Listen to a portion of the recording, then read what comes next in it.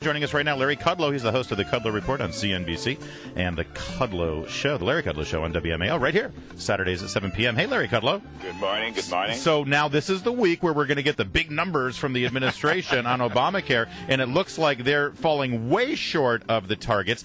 And, you know, there's all this burbling up in the Senate now. They're calling them the vulnerable dozen, the Senate, the 12 Democrats who could be vulnerable here. One of them right here in Virginia, Mark Warner, we unearthed the video from 2010. Listen to what he told the voters of Virginia at the time. Folks who say to me, hey, Senator, my health care plan's pretty good. Is health care reform going to change that? Let me make clear. I'm not going to support a health care reform plan that's going to take away health care that you've got right now or a health care plan that you like. Larry Kudlow, is there going to be some widespread damage here to the Democratic Party if they continue to support the president's failed policy? Widespread damage. I like that. I like the way you put that. Widespread damage. Unless they fix this thing, which I think is virtually impossible. Is there a fix? You know, look, there's a couple of important items they could take up right now.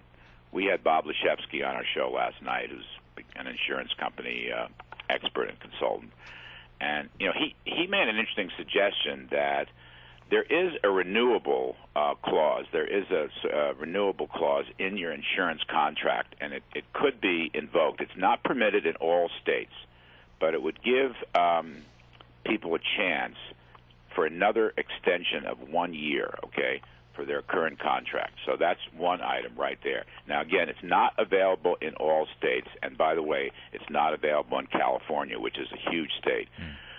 For people losing their insurance or cancellation. So that's one item, the renewable clause. Second thing is, what's wrong with Senator Ron Johnson's proposal? I mean, it would help the Democrats get him off the hook, but Johnson does have this proposal, which would, you know, let This is the if you like your insurance, you can keep your insurance plan, which, of course, uses the president's word against him. And I think that that's unlimited. I don't know the specifics of it, the details, but I'm pretty sure it's an open-ended.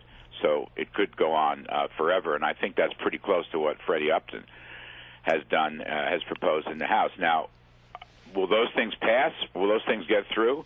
Will the Democratic gang of 12, you know, stay with that? I don't know. They had plenty of opportunities this summer to vote against Obamacare, and they refused to do so. Certainly, people are going to be more and more furious as the cancellations pile up, and as you know, it's not just the individual policies. It's going to be the business-related policies, the employer-related policies. That's the looming disaster. And, yeah. you know, and some people have estimated that upwards of 100 million people, besides the 15 million on the individual side. So if that's not fixed, you've got a political firestorm. All right, let me ask. Simple, and I don't see, barring that, how they're going to get around that politically in 2014. Let me ask you about another story out there. I mean, I've been watching the Dow. It keeps reaching these all-time highs every day. A little, you know, it goes a little higher, a little higher. Is it real? Yeah, it's real. Well, I mean, I know the numbers are real and they reflect, you know, but I mean, is this one of these things where we're in for a fall? Well, look, we've talked about this before, and I'm going to make this argument. It's not a bubble because it's backed up by profits. Profits are the mother's milk of stocks, and as long as profits continue to rise, and they are at already record-breaking levels in total and as a share of GDP, if profits keep rising, stocks are going to keep rising. And from the jobs report and from ISM reports that we've had in the last week, there's certainly no evidence of an economy that's going back into recession. There's no evidence of a takeoff. You know, you're still in a 2% zone, 2% rut, as I call it. But nonetheless, businesses have done such a great job, and that's really the bulwark of the stock market. And of course, the second part is the Fed is going to keep their interest rate conditions very easy. Policies in place. And the policy is probably not going to change for a long, long time, by the by. I don't even think they're going to slow down their bond purchases for at least several more months. So to me, those two factors. Now, is there going to be a correction? Yeah, we're probably overdue for a correction. It's interesting. I don't know if you saw the story yesterday. I think it was a Bloomberg News story that re-elected presidents, among all re-elected presidents, Obama now has the third best year after the re-election. He's up 24% on the S&P 500. Only two presidents have a better record. One is Ronald Reagan, the other is Bill Clinton.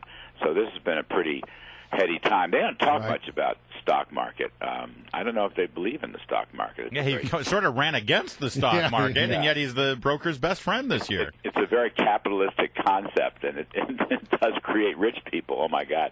But well, we can't have that. Stocks have done very well, and I'll be honest with you, at a slower pace of increase, I think stocks are going to continue to rise. You're not going to get 24% every year, and we'll see if we can hold it for this year.